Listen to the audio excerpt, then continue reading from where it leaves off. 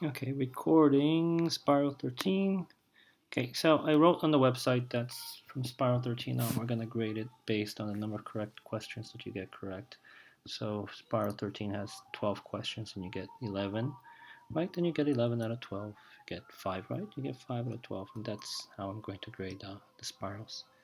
Okay, so first one, put the following numbers in order from least to greatest. You should know that on the negative side, the bigger the number, the smaller its value. So the biggest number on the negative side is 200, and that has the smallest value. So negative 200 is the smallest number, followed by this, followed by this, 110, followed by negative 65 and negative 64, and I'm approaching 0. I cross 0. Now I'm in the positive territory, and I'll see 15 first, and then all the way to the right is 167. Also remember, if you put any two numbers on the number line, the number to the right is always your bigger.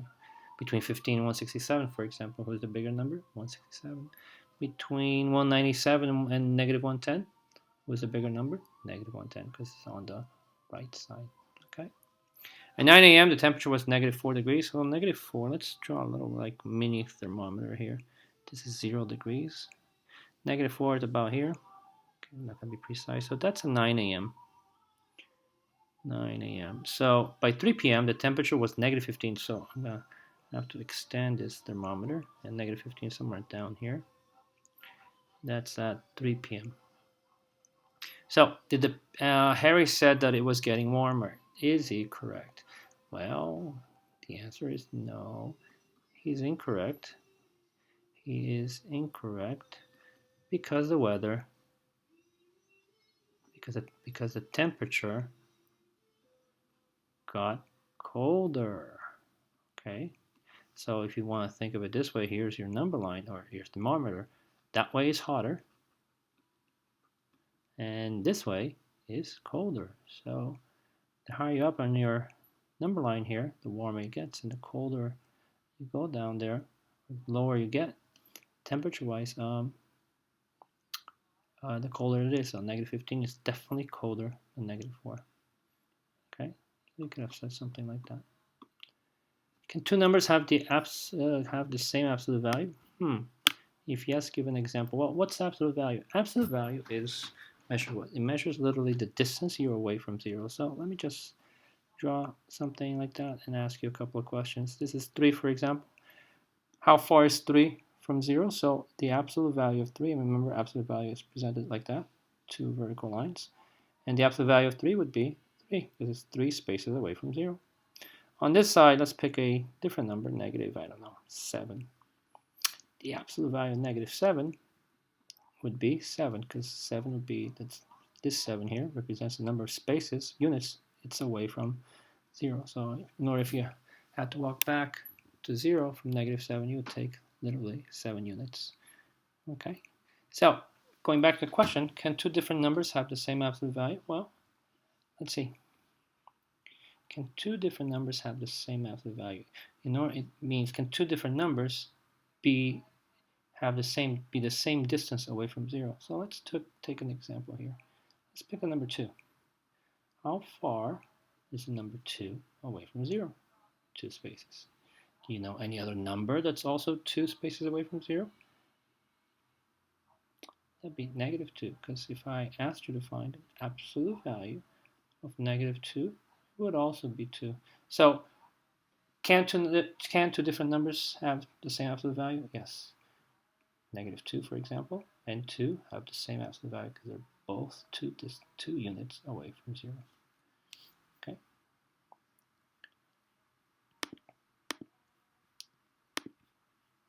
For football trials at school, 12 coaches and 42 players will split into groups. Each group will have the same number of coaches and players. So what is the greatest number of groups that can be formed? How many coaches and how many players per team? So, all right, so they're tryouts. You got groups. You're gonna have coaches and players here. You have coaches and players here, and so forth and so forth. So every group will have a coach or 2 coaches, I don't know, or we'll have coaches and we'll also have players. So we got to figure out in how many groups we can split them up first, the greatest number. GCF problem, let's do the ladder, 12 coaches, I'd like to see here, 42p for players, and let's see how it works. Let's try 2. 2 goes to 12, 6, 2 goes 42, 21. Can I use 2 again? No. Can I use 3? Yes. 3 goes into 6 2 times. 3 goes into 21 7 times. I can't go anymore, so GCF is this. GCF is the product of those two numbers, so I'm going to get 2 times 3, which is 6. So I can make 6 groups. 1, 2, 3, 4, 5, 6.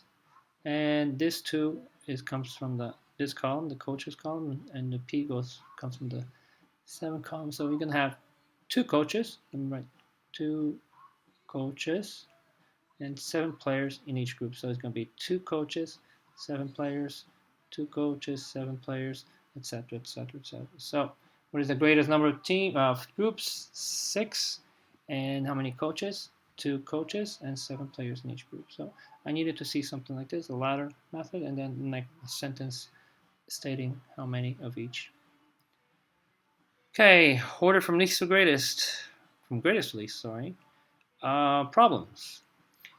I have fractions and what do you call decimals. So my advice is always change it to either all fractions or all decimals. I'd suggest decimals, because if you change it to fractions, you might have to worry about denominators not being the same, and then you have to find the least common denominator, change the fraction, so just change it to a decimal. So how do you change a fraction to a decimal? Well, remember from Friday's class, a fraction to a decimal, you have to divide the numerator by the denominator. So let's just do that. I'm not going to do the whole thing, but 5 divided by 8 is 0.60. So let me just change the value. So you got negative 0.6. This is going to change to negative 0.625. And then 7 over 12, a little bit more over 50, divided by 12, 0.58, negative, sorry, 0.58. And the last one, 0.72. And I'm rounding this one, okay? This is rounded. So let's put this in order. One thing you could do is make everybody have the same amount of decimal places. Adding zeros won't change the value. So if you like, so since this is the one that has the most place values, 3, you can add a 0 here. Make this 0.720 and make this 0.600. Now everybody has the same value, much easier to compare. Greatest to least, so since they're all negative, you got to be careful, okay?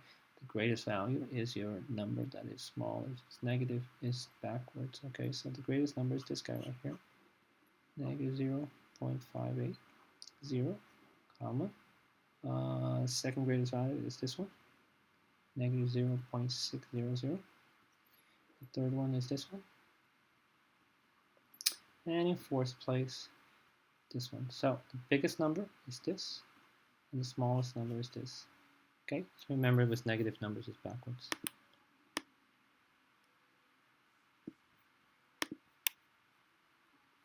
Use the distributive property, okay, to create an equivalent expression. So remember Angry Birds.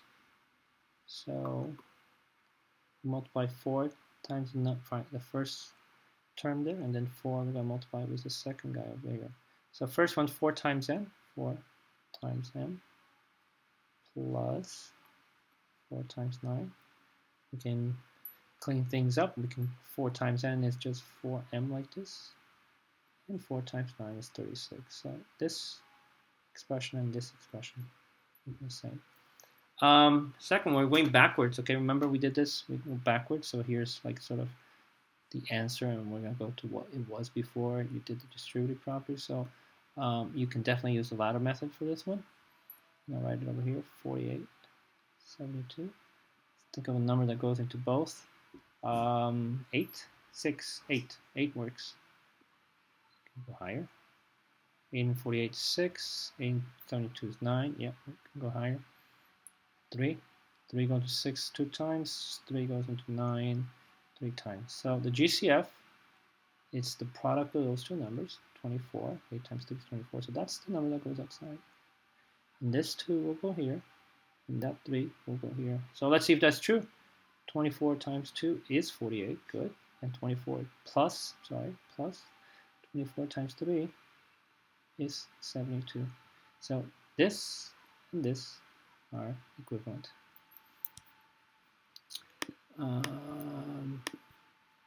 The area of a rectangle is found by multiplying its length and width. So if you remember, here's a rectangle. Let's call this 3 and let's call this 5 centimeters or whatever. If I ask you to find the area, you will go 3 times 5, and the area of this particular one is 15. But this question is a little bit different, where they give you the area and they're asking for one of the sides. So imagine, for example, that I told you that this rectangle, this is 3, this is a, a mystery number. You didn't know the length, but I told you the area is 15. So what would this number have to be so that when I multiply these two is 15? So you can obviously just do 15 divided by 3 to give you 5. So it's the same idea here. Here's a rectangle. Okay. The width is 2 3/4. I don't know this, but I know that I multiply, I get area equals 11 and 11/16. So when I multiply this number times this number, I get that. Okay. So basically it would look like this: 11 and 11/16 equals this mystery number that I don't know, which is the length, times 2 3/4. So how would I get this number? I would have to divide 11 and 11/16 divided by 2/3 would give us the length of the rectangle. So let's write this down: 11, 11/16. I'm going to divide that by 2 3/4. And this is pretty easy once you substitute and everything. So the numbers are pretty big. I didn't notice the numbers are big. So hopefully you can get a calculator. I am changing both numbers, both mixed numbers, to improper fractions. So I go 16 times 11. 16 times 11 equals plus 11. So that would be 187 over 16 divided by 4 times 2 is 8. 8 times 3 is 24. 24 over 16. 24 over 4, sorry.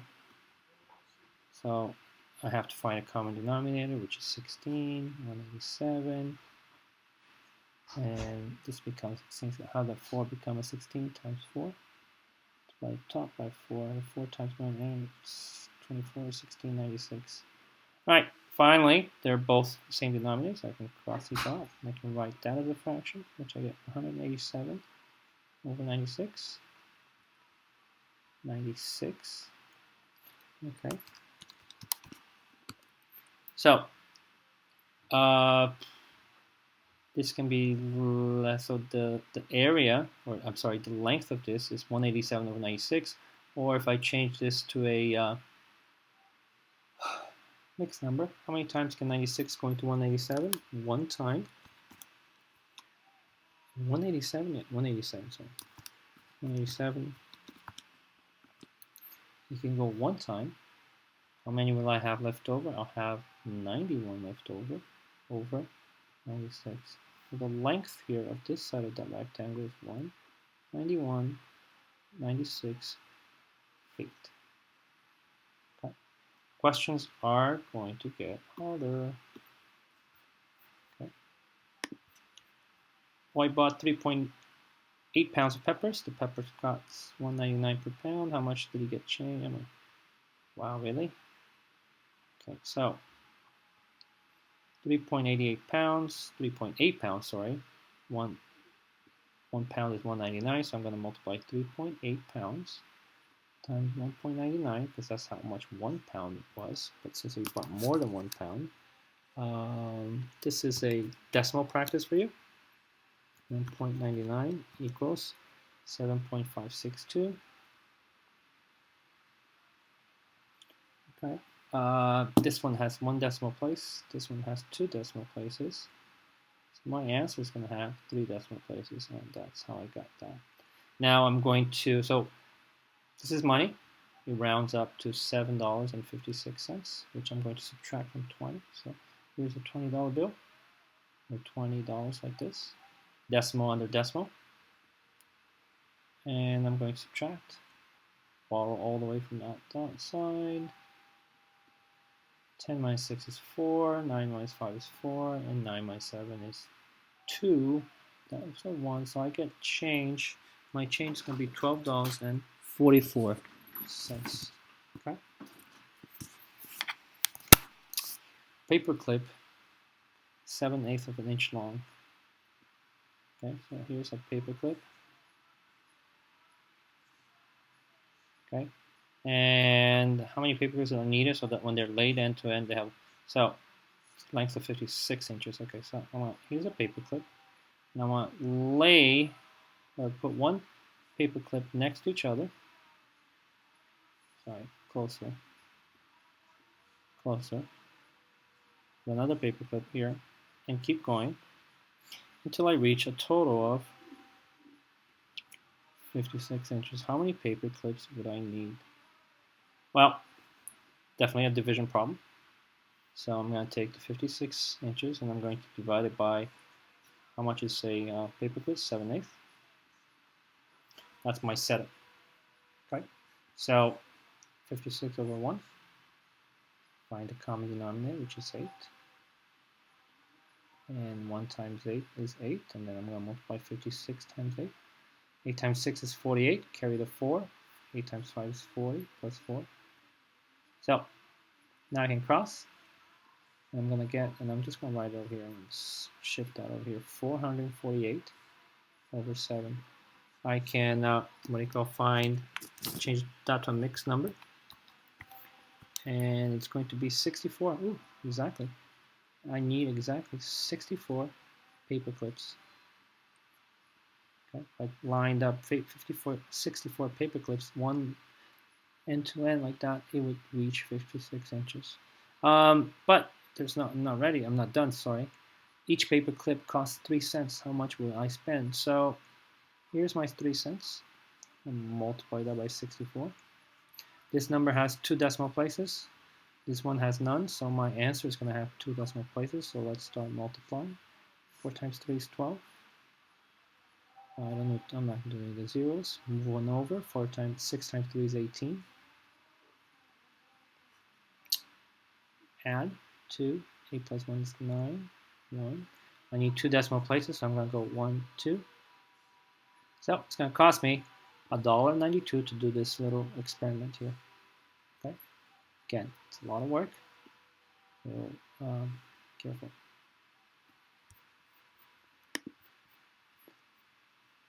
A town in East Texas received 10 inches of rain in 2 weeks. At this rate, how much rain will it receive in 31 days? Yikes.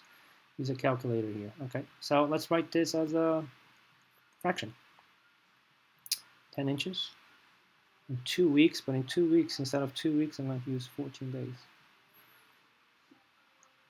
All right, so I know that, and I want to know how much will it get in 31 days. Well, there's no relationship here.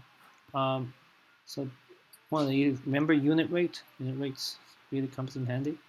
I'm going to find out how much it rains in 1 day. Now does 14 become 1? Divided by 14. And on top, I'm going to divide 10 divided by 14. And 10 divided by 14 is 0. I'm going to round it to 0.71 inches per day. Now can I find how many inches it rained 31 days? Wow, that's a lot of rain. So it would be times 31, right? And on top times 31. So 0.71 times 31 is 22.01 inches after 31 days of rain. Okay. So this was a unit rate problem. Okay, so that unit rate helped us predict what would happen in 31 days.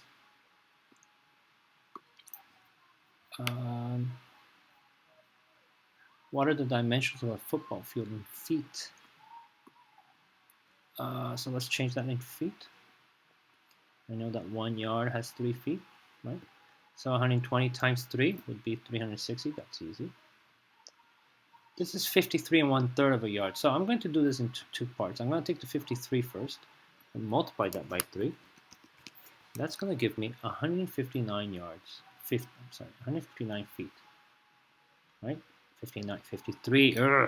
53 times 3 is 159.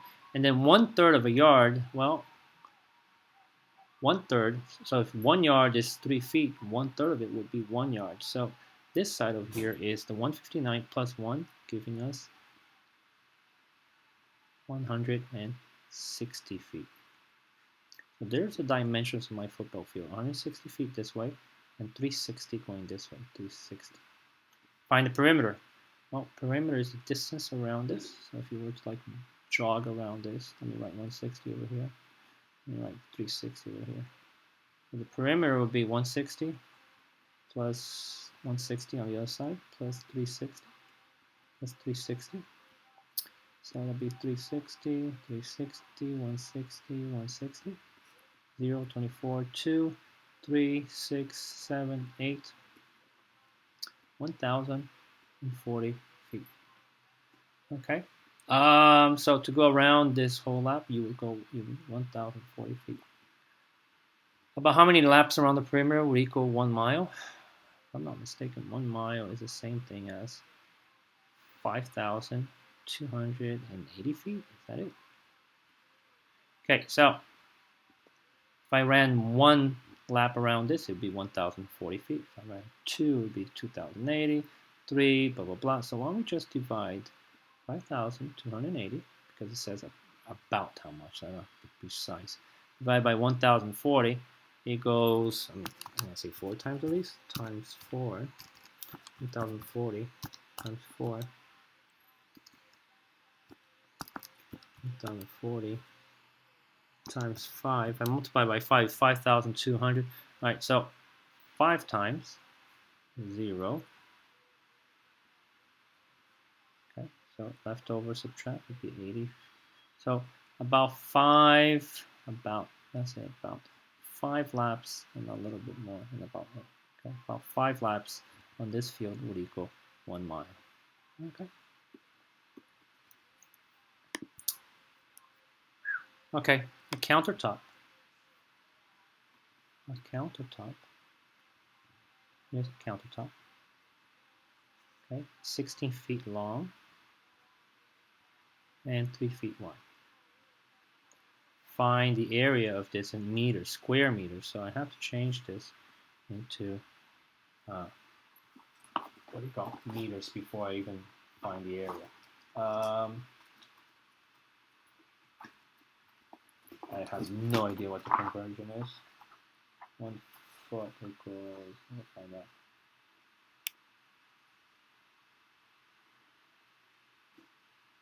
Hopefully soon. Yeah, let me find out. I think I have it. No, I don't think I have it.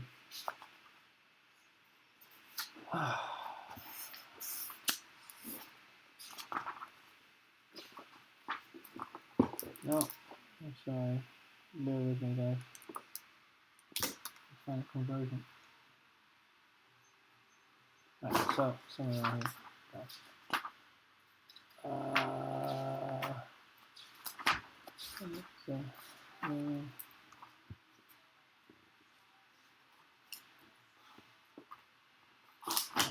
Look at the index. Hang on. No, fine now. Almost there, guys. Percent, no. There we go. Sometimes 15. What the heck? Alright, 191. That's the wrong area.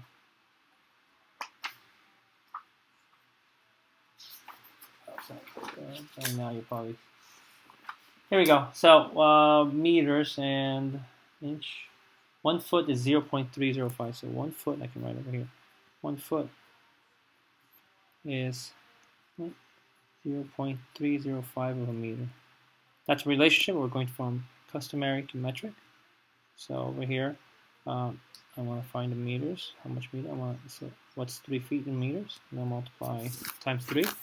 So it's going to be 3 times 0.305, and that's going to be 0.915. And then I'm going to do that again. 1 foot is 0.305, and I want to do 16 feet. And meters, so times 16, and the bottom times 16. It's going to be 4.88 meters. So in meters, this is 4.88. And on top, it's 0.915, not even a meter. So to find the area, I multiply 4.88 times 0.915. And the area of this particular tile, and I'm going to round this, okay, to the nearest hundredths, is going to be, so the area is going to be 4.47 square meters. Okay, 4.47. No, could be a little meter. 4.47 square meters, and I multiply this, the width, times the length here to get the area of this rectangle. So they're putting tiles on this. So imagine those little tiles like that. Tiles, tiles, tiles, tiles. You know, sometimes they have good designs. So I know that 1 square meter, all right, 1 square meter costs $12, but we definitely have more than 1 square meter. We have 4.47 square meters. So we're going to multiply 4.47 times 12. Okay. And that should give us our answer. This has 2 decimal places. And the bottom 12 doesn't have any. So our answer needs to have 2 decimal places. So let's go. 14,894. 447, if I add them up, 4, 16, 13, 5, 53, 2 decimal places right here. $53.64 would be the cost to tile this whole thing. Okay. All right, that was, I admit, a little bit long, but it is what it is.